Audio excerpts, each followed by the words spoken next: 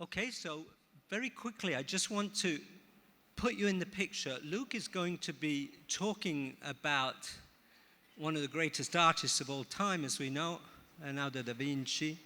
Let's just remember that da Vinci's working towards the end of the 15th century, a century which in Italy, and particularly Florence, Rome, was absolutely vital for the negotiation, if you like, between big money, banking money, religion,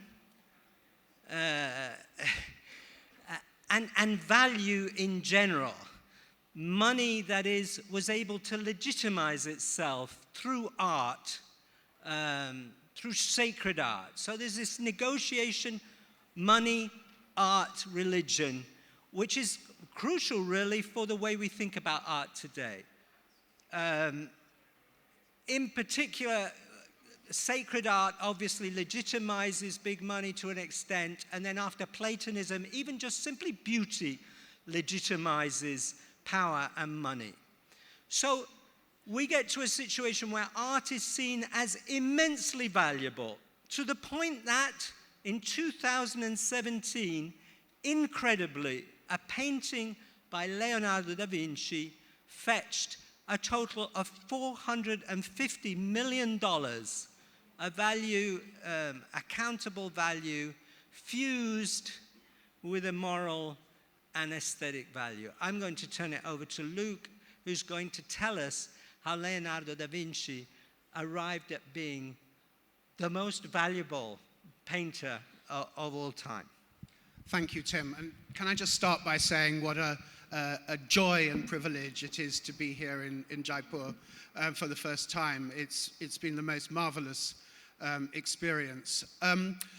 So, as you've heard already, 12 years ago, I staged an exhibition at the National Gallery in London called Leonardo da Vinci, Painter at the Court of Milan.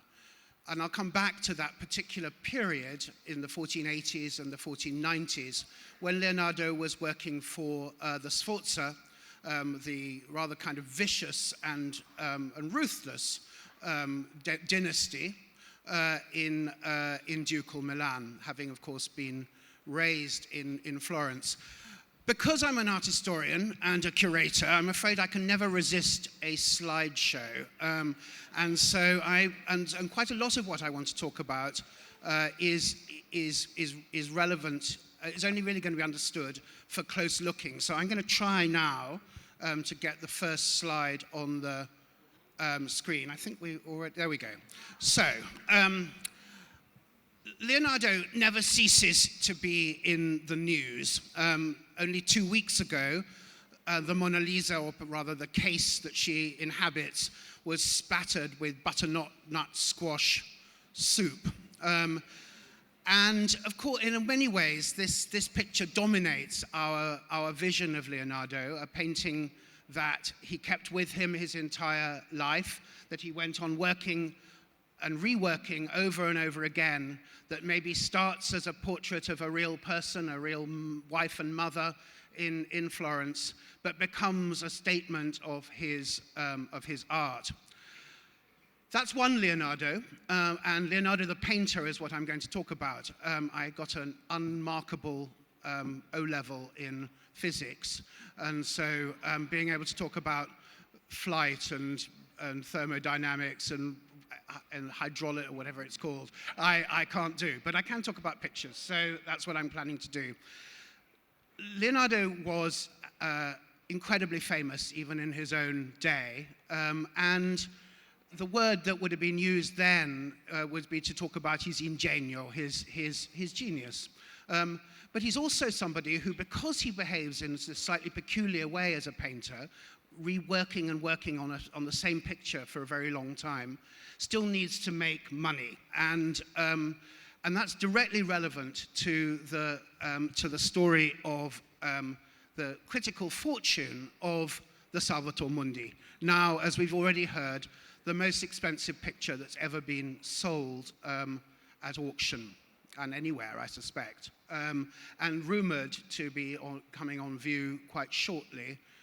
We'll see. I'm not even going to speculate about where it may emerge. Despite the fact that it was so expensive, there have been huge critical debate about whether it is by Leonardo or not. There have been many doubters, some of them, frankly, more expert than others, but there are a lot of people who worry about whether this is by Leonardo. And for me, it's a personal story in many ways, because the first time that this was shown to the world was in the 2012 exhibition at the National Gallery. So, in a sense, I was responsible for its unveiling, and what happened to it since has been none of my responsibility, but I've been very interested to see what's led to this $450 million price bill. Look, can I ask something? Yeah, sure. You say the first time it was shown to the world. Yes. So where was it before? So it had been hidden away unrecognized in a collection in New Orleans, and it was sold in a house sale. And the clever dealer spotted it, cleaned it. I'll show you later what it looks like cleaned. But it had been sold from an English collection in the 1950s, I think, if I remember rightly, 40s or 50s, from a collection in Richmond, Surrey, for a very small amount of money, as by a follower of Leonardo. So in other words, it had sat unrecognized, and you'll see why, because its condition is compromised. But the big question then is, if it's by Leonardo, then it needs to have certain characteristics, the kind of characteristics that I've just described, of that worked and reworked, thought and rethought character. And if it's not, then we need to understand how his workshop actually functioned, so that he was creating an income stream throughout his life. So we know that he painted sometimes more than one version of a picture, and the other thing that was important about the show in London was that we united the two versions of the Virgin of the Rocks for the first time. But for the most part, and this is the second version that's in the National Gallery in London, but for the most part, I would argue that he paints one picture only, and that's the master edition, as it were, of this work. And in some cases, some people, in fact, believe that even the National Gallery painting may have some workshop intervention. So let me talk a little bit about workshops, because I think that's a key ingredient here. Can I just, please. again, just ask one little question, just so that we put it in front of the public? Reworking all these paintings, he didn't paint a lot. No. How many paintings did he paint? Because this was, in your catalogue, I was simply astonished how few paintings there were. I mean, frankly, it slightly depends on who you believe. But for the most part, it's something like 15 through his career. So, I mean, it's an extraordinarily small number. And as I say, when you think he painted The Last Supper over a period of years, literally, and he'd go in and he'd look at it and he'd paint one touch of paint and then he'd go away again. It must have been, infuriating for his patrons and for his commissioners, because they never got anything that they requested. It must have driven them mad. But he starts in a much more ordinary space. He starts in Florence. He was the illegitimate child of a Florentine dignitary. Sort of upper middle class, I would say, but the identity of his mother, who was a peasant woman in Vinci, is much debated. But he came to Florence as a young man, again the age we don't know exactly, to work in the workshop of Andrea del Verrocchio. And I want to talk a little bit about Verrocchio, just briefly, to show how he worked. This is a painting at the National Gallery which I supervised the conservation of, and that allowed us to really look hard at the way in which it was painted. This rather awful slide shows how he began, a very, very quick sketch of the composition. So you can see that, there's the Madonna and Child, and remember, this is absolutely bread and butter painting for any Renaissance artist. If you're going to paint anything, you paint the Virgin and Child, because everybody needs one of those in their palace or home. So even Andrea del Verrocchio is doing that. But Verrocchio was famous as a teacher and as having a large workshop himself.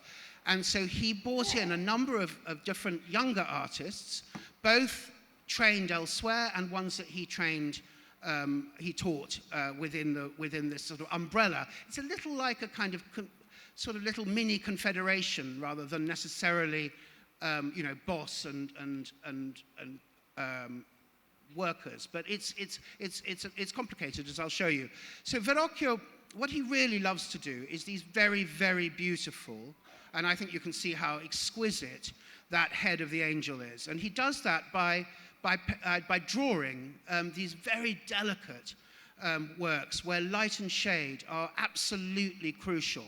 And then I hope you can see, even from the back, along the edge, there are little dots along the edges of the cheeks. Can you see? And that's where the drawing has been pricked with a pin, and through that to a second piece of paper, and the second piece of paper allows him to transfer that image onto a panel, onto a poplar panel, to paint it. So he's making a work by what I call a cut and paste technique. He's doing these beautiful drawings, and then he's putting them together in a single work.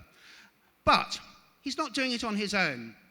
And again, I hope what you can see here is one hand on the top that is really beautifully anatomically rendered, a little weird in the little finger perhaps, but where the light and shade is absolutely exquisite.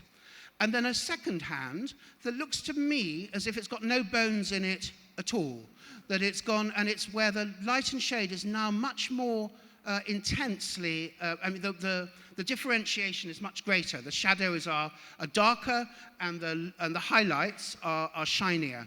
And that's because what Verrocchio did was he delegated the figure of the second angel and of the child to a second artist, to his main assistant, Lorenzo di Credi. And you can see this kind of slightly shiny, slightly waxworky, slightly kind of, I would say, fatty way of painting that moves from a picture which is definitely by Lorenzo di Credi, and one in which you can see that ingredient has been inserted. And you can also see that the angel that's holding the baby is actually a collection of motifs.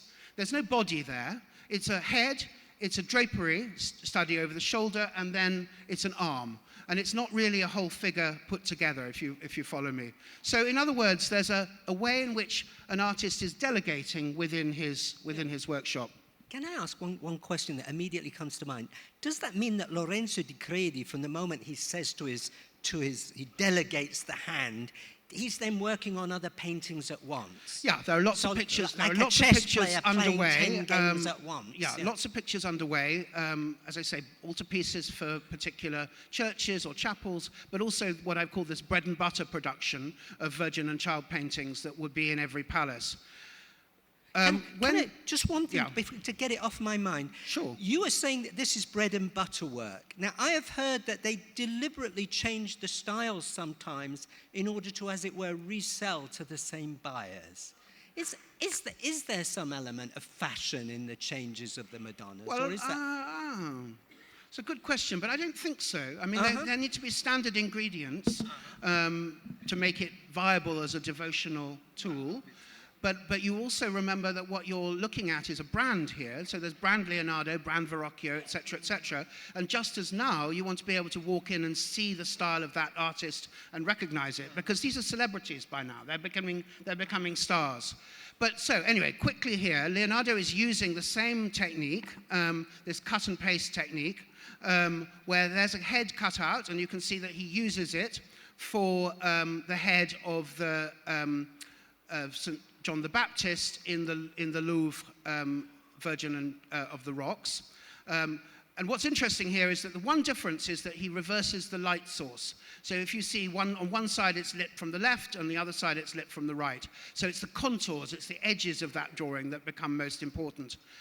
And and this now takes us to Milan. So Leonardo, working in this strange way, painting slowly, not delivering things is not best fitted for a mercantile city, a cash and carry culture that Florence was. So he takes himself off to the Sforza court because Florentine artists know that courts give you a freedom, and that a great ruler wants a great artist to show their own status in that place. So he takes himself off in the 1480s. He says, I'm really good at fortifications, at military stuff, at waterworks, and then right at the end he says, and I'm not bad as a painter either. But he doesn't get the gig straight away. He has to work hard to get the attention of the Sforza court, and I'm guessing that there would have been a bit of protectionism with the local Milanese and so on. So what he starts doing is setting up his own workshop, his own system in Milan, using exactly the same techniques. And you can see that he has that same drawing, Leonardo's drawing, has now been used again, flipped, because you can do that with a so-called cartoon, for the head of the child, in a work by an artist called Boltraffio. And Boltraffio in his day was identified as Leonardo's only pupil in Milan. He was the only person he taught. But he worked in a pair with another artist. So the other artist was somebody called Marco Giorgione, who had already been trained in another workshop, and he's coming in as an assistant. So let me take you to another picture. This is a paint that was in London. This is a painting which I've labeled here, Workshop of Leonardo da Vinci. But it would make the people at the Hermitage very cross indeed to see that. And they only lent it to London on the basis that we labeled it as being by Leonardo da Vinci. And I'm afraid in a very feeble way, I agreed, because I was so keen to get it to London and to really explore it. They also insisted that their curator, Madame Custodieva, had to catalogue it, and so she said it was by Leonardo, and the whole of the rest of the book says it's by the workshop. So, and this matters a lot. So, money, so exactly, more money, more reputation, more power. You know, it's still the question. If you have a Leonardo, you're demonstrating that your power. Why do we think that 450 million was spent on the Salvator Mundi? It's not just for the aesthetic value of the work. So how did Leonardo do this? Very quickly, I'll just show you how this work, which would have been thought of in a way as being by him, but also understood as not, was painted. And it's the same technique. So again, a very rough sketch that he's using. You can see two drawings here. It's the very, very faint one at the bottom that becomes his source for this. And then he does these beautiful head studies again, which aren't necessarily for any one painting, but where he's creating a kind of stock of images that he can introduce into any works, whether they're by him or whether they're by somebody else. So this is one of the most beautiful drawings in the Louvre by Leonardo, and you can see that it's been used for the head of the Virgin, but it's not the same exactly. So look at the direction of the eyes, for example, and also, frankly, look at the quality of the work, because what we're looking at again here, sorry, I'll go back, what we're looking at again here is this strange, shiny, slightly unreal-looking face in comparison to what we might expect from Leonardo himself. And we know once again that he delegated other parts of the design of this to other artists. So here we got Boltraffio doing his study for the drapery, the cloak of the Virgin and her dress with her exposed breast to feed the infant Christ. And even the head of Christ with this beautiful head of curls is drawn by somebody other than by Leonardo. So it's a very eccentric argument, in fact, for frankly, the Hermitage to start pushing the authorship of Leonardo when you have these two drawings that are clearly by somebody else. The somebody else for the draftsman was Boltraffio. Almost certainly, the person who painted the picture was somebody called Marco Giorgione, the other pupil. So in other words, what you're seeing here is a kind of how can I put it? It's almost like conveyor belt painting. And it's a very, very different process from the one I described with the Mona Lisa. So that's what he does in Milan. Then in 1500 or thereabouts, he makes his way back to Florence, and he's lost his court patronage, and he's having to work out how to make his living all over again back in his native city. And this is the moment where he paints that whole series of pictures, most of which are in the Louvre, which were the great highlights of the 2019 Louvre exhibition that we saw. And one of them, of course, is the Mona Lisa. So what am I showing next to it? I'm showing a work that was rediscovered in the Prado's collection. And I want to show it to you because I want to show how, frankly, obvious it is which is by Leonardo and which is by a copyist. So you have the infinitely, let's just start with Mona Lisa's famous smile. You've got there's a serenity and beauty in her smile in the original Louvre painting. In this copy, she frankly looks to me as if she's waiting rather nervously for a dental appointment.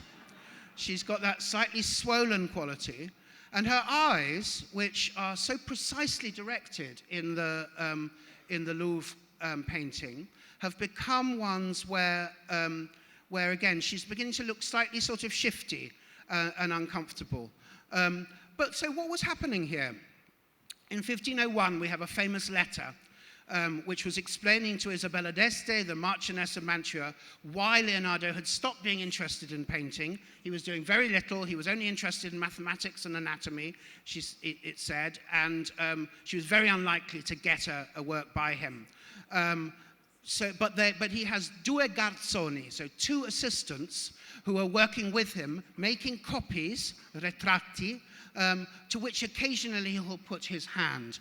And what that seems to be is that the artist, and he likes pairs of assistants, was standing next to him pretty much as he was painting his pictures, making those copies change by change as he did it himself. So weirdly, underneath the surface of the Prado picture are some of the changes that Leonardo himself makes. And yet, as I say, to me at least, it's unmistakable which is the original and which is the copy. And I would go as far to say that one of those pictures has a soul and the other one simply doesn't. And that's to do with that sense of the energy of creation that's going into the one and the other being a copy.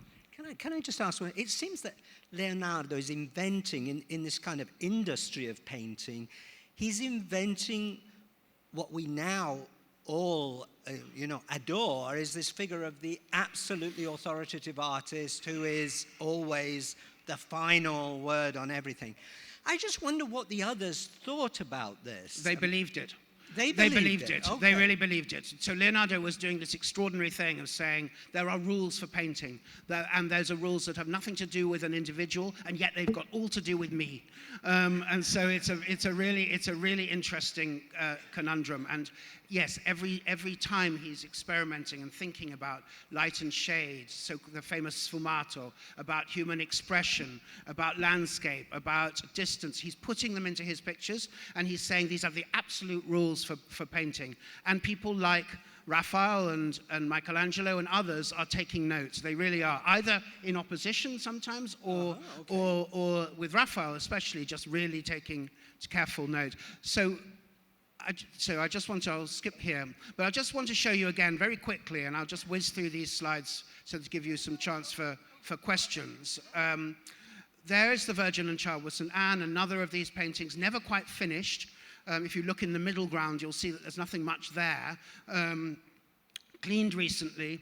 These beautiful mountains in the background. Again, the subtlety of expression.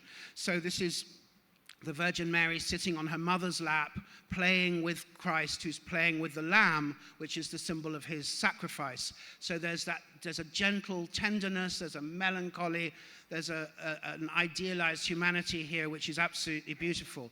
But as he was doing it, there were his two assistants making these two principal copies where you can see that the smiles get a bit mad, the gestures become less commonsensical, and they're still having to fill in the parts of the landscape that Leonardo himself hasn't done. So they're having to invent bits in order to create finished It seems works. almost done on purpose to give us a puzzle to, Believe me, art historians like me have made our livings from this for a very long time.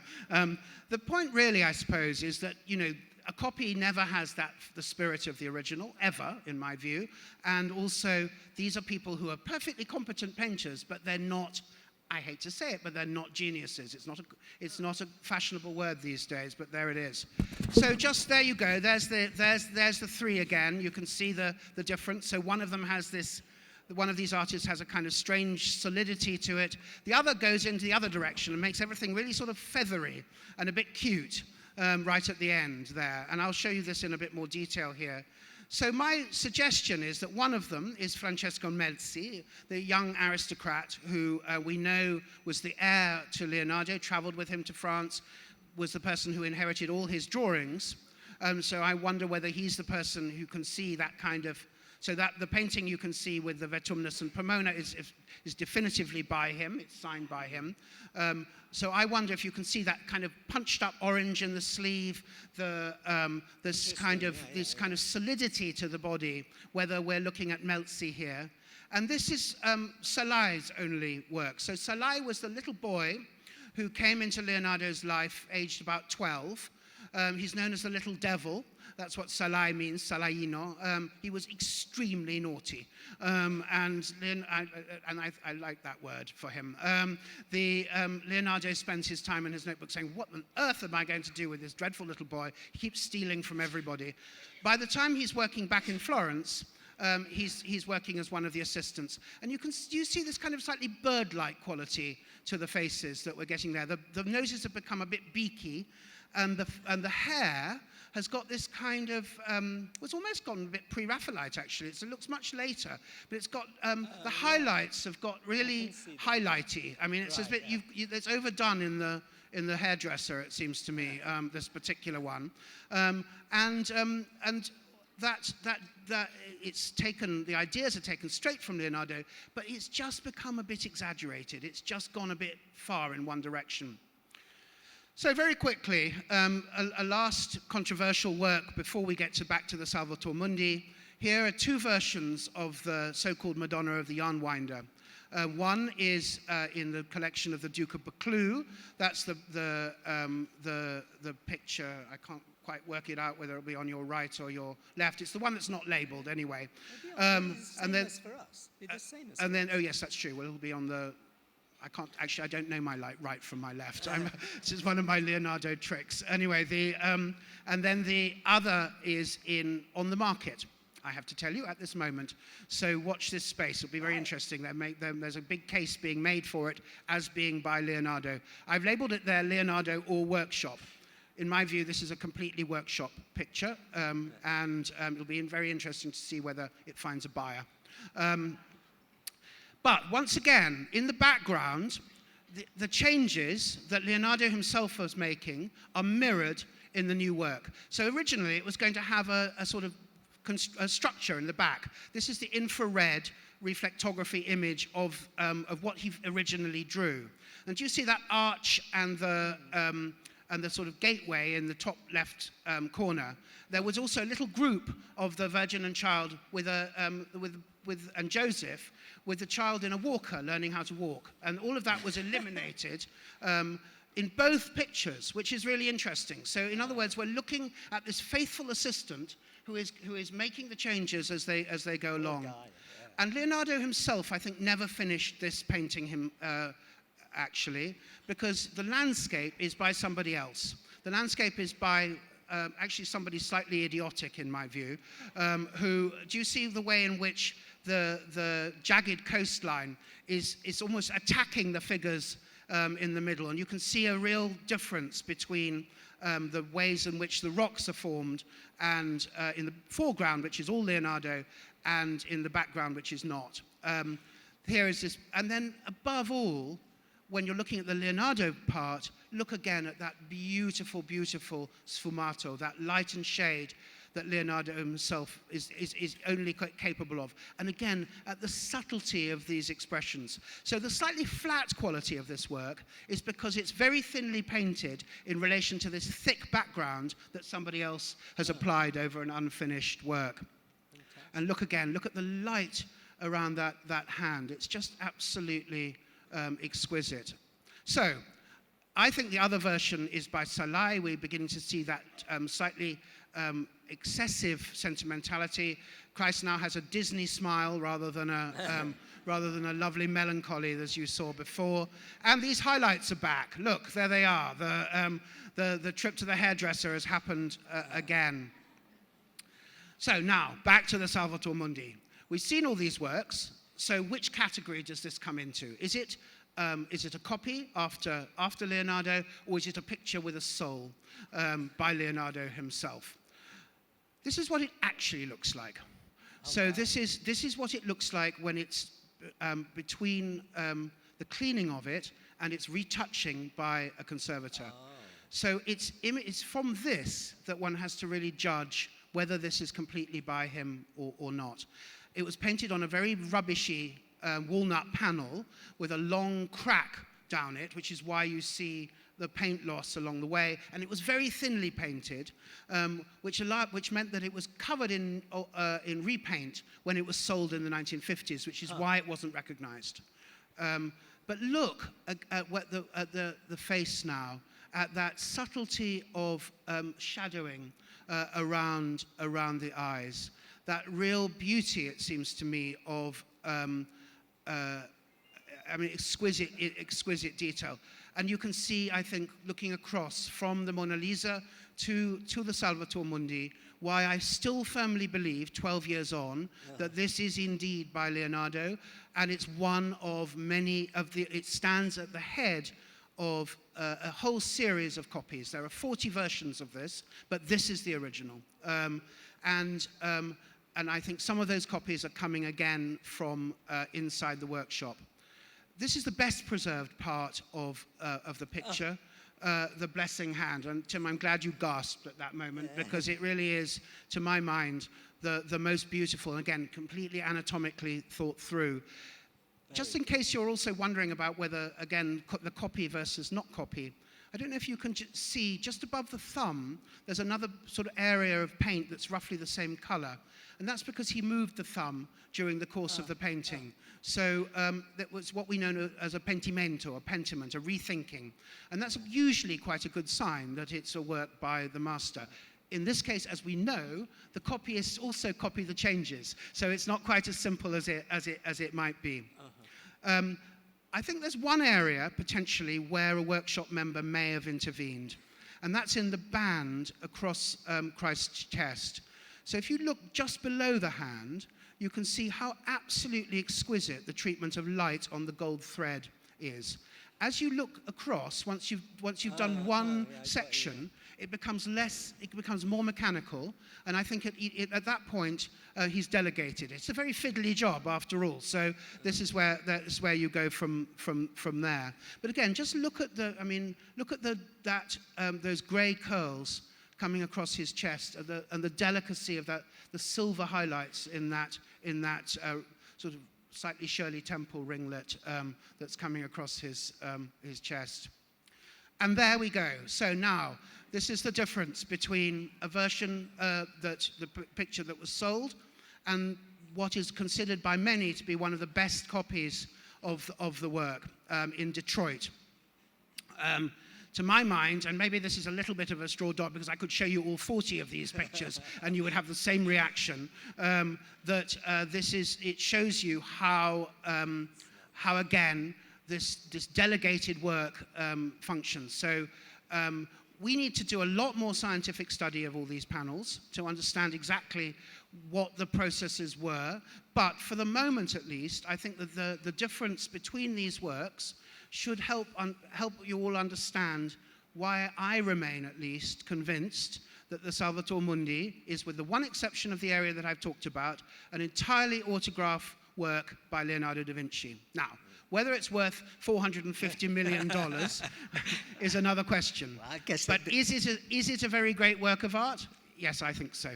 So thank you very much indeed. Fantastic.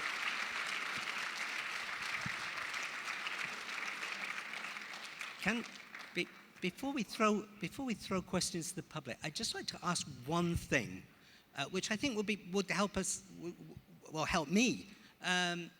We know that the 15th century was the time of the rediscovery of Plato, and the idea of the ideal object.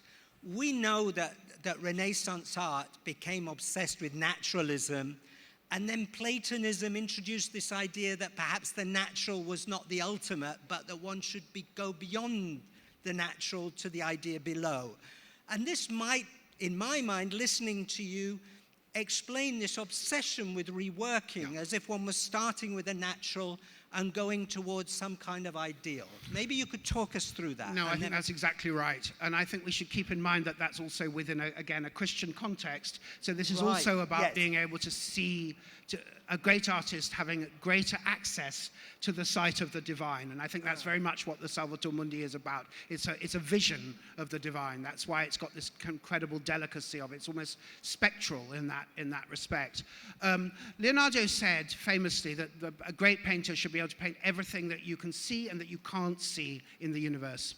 And he did so by this process of synthesis that you've just described. So famously, for example, he goes into the stables of the Duke of Milan, and he draws horse after horse after horse. And these are the greatest horses in Italy at this moment. And in order to combine all the best in each of them for the sort of uber, mega, meta horse that he was trying to create for the statue, as a statue in Sforza Milan. And he does that over and over again, that idea that it's by studying nature with incredible precision, with Aristotelian precision, that you can get to that ideal in another but also place. Presumably looking into yourself at the same time for... No, not at all. No, fundamentally not.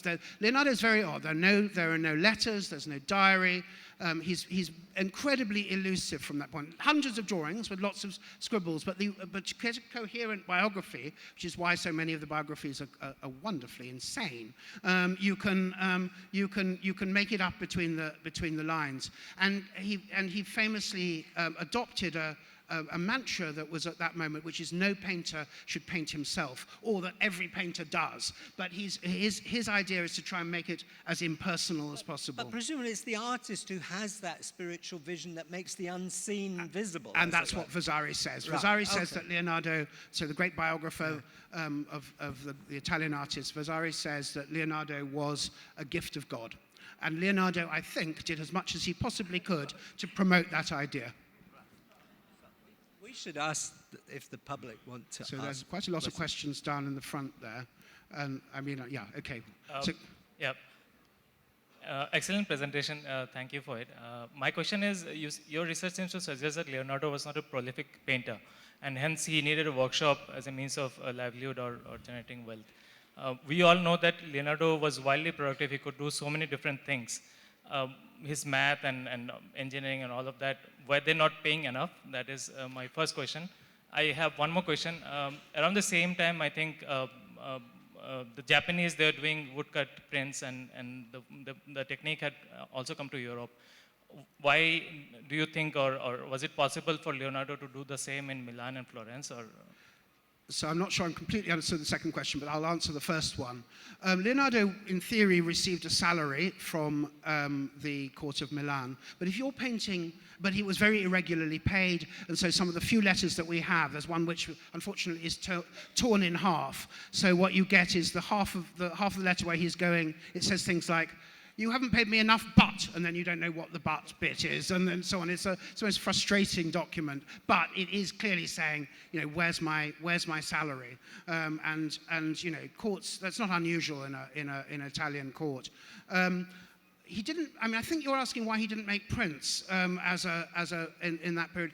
Really good question. There are one or two which might come from his hand. It's the very beginning of the print making industry in in Italy. They're mostly being made at that point not for mass circulation, but actually for connoisseurs. And I think he probably, I don't know why he didn't do it, but he clearly had the system that he'd inherited from his own master, and I think he just saw it as a way of doing it. Okay, so we want to fit. We got 3.5 minutes. What about that gentleman waving his handkerchief? There we go. It's coming your way.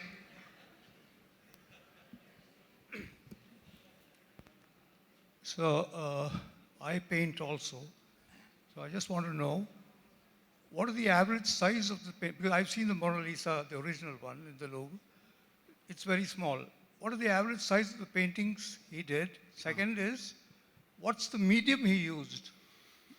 Was it oil on canvas, not like today? Okay. Or acrylic, or this, or I don't know what the medium was thank you. then. That's a really Thank great you. question, and one I probably should have answered much earlier on. So Leonardo is, again, he's a famous experimenter with his medium, and his paintings can be very big or very small. So the Last Supper is the size of, roughly, I would say, the thing behind us. The Mona Lisa, I'm not very good at measurements, and I'm not very more than I am at left and right, but it's about that big. And but it's actually the intensity of the painting. So crucially, he's using oil paint, I and the suppose reason he was why able to carry it around with him. Well, If he partly, was yeah. Those moving it- panels he's carrying to France, he's carrying back and forth, and so on. I mean, you have baggage carriers, so that's not the biggest deal. But he used oil, and that means he can paint incredibly delicately. You can dilute the oil, and it dries slowly, so you can smudge and you can blur and you can do all those things. His master used egg tempera, so it dries much more quickly using egg yolks. So if you imagine what happens when your fried egg dries on the edge of your plate, that's what egg tempera comes with. So it's hard, you can't move it around. You can't even wash it off the plate if you're as bad a washer-upper as I am. Okay, so a couple there, I think.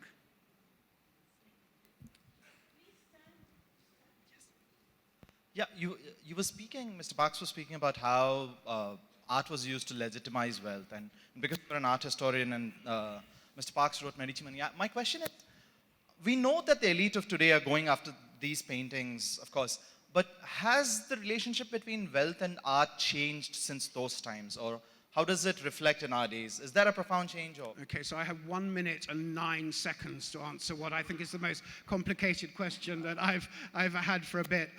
I think that I would say that, of course, there are details that have changed, but do people want to demonstrate their power and wealth through the ownership of great art? Then and now, yes, absolutely. So that fundamental impulse hasn't changed. And if you worked as I did for 7 years at the Metropolitan Museum, you can see the way in which art has this both a kind of ennobling and, frankly, reputation laundering aspect to it. So a chap with a pink shirt there. There, sort of pink-orange. My friend Jerry. Yeah, Jerry, come on. Hi, Luke. Yeah, friend of Luke, so pink shirt. Can we talk Sorry. about the international dimension? Because I'm just picking up on that question, I think, about Japanese prints. We know that all those decorative designs are Islamic, that we were seeing on the foliage. We know that the horses are Arab horses. So I'm just sort of interested in what you think of what's at stake in sort of reinvesting in an idea of a kind of European-Italian Renaissance moment here. Do we want to internationalize here in Jaipur, our view of Leonardo? What are we doing here? What's at stake? Okay, so again, the buzzer's gone, and I would just say that it's a great question. We know that he had some connections with the court in Istanbul, and he was clearly looking at things like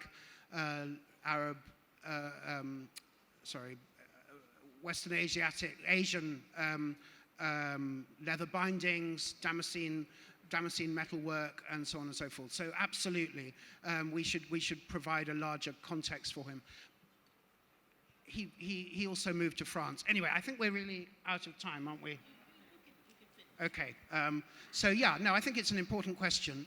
I do also think, though, if I may, that sometimes it's important to say that he sits at the heart of a particular system that was Italian, that was special to Italy at that moment, and that he had his own extraordinary talent, which is fed by the place and times in which he from which he came, and so yes, by all means, let's give him a wider context, but let's not forget that fundamental Italian and perhaps more broadly Western European context that he has.